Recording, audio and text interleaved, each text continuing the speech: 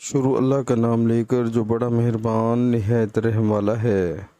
اور خدا کی خوشنودی کے لیے حج اور عمرے کو پورا کرو، اور اگر رستے میں روک لیے جاؤ تو جیسی قربانی میسر ہو کر دو، اور جب تک قربانی اپنے مقام پر نہ پہنچ جائے سر نہ منڈواؤ۔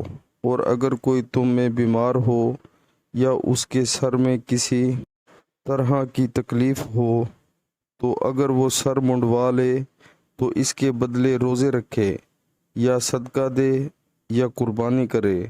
پھر جب تکلیف دور ہو کر تم مطمئن ہو جاؤ تو جو تم میں حج کے وقت تک عمرے سے فائدہ اٹھانا چاہے وہ جیسی قربانی میسر ہو کرے، اور جس کو قربانی نہ ملے وہ 3 روزے ایام حج میں رکھے، اور 7 جب واپس ہو، یہ پورے 10 ہوئے۔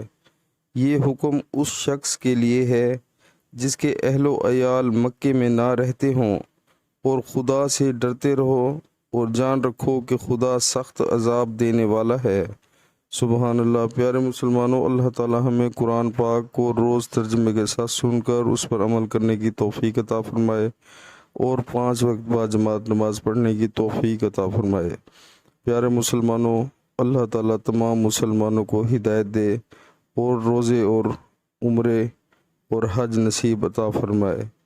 پیارے مسلمانوں، اللہ تعالیٰ سخت عذاب دینے والا ہے، ہر معاملے میں احتیاط کریں۔ السلام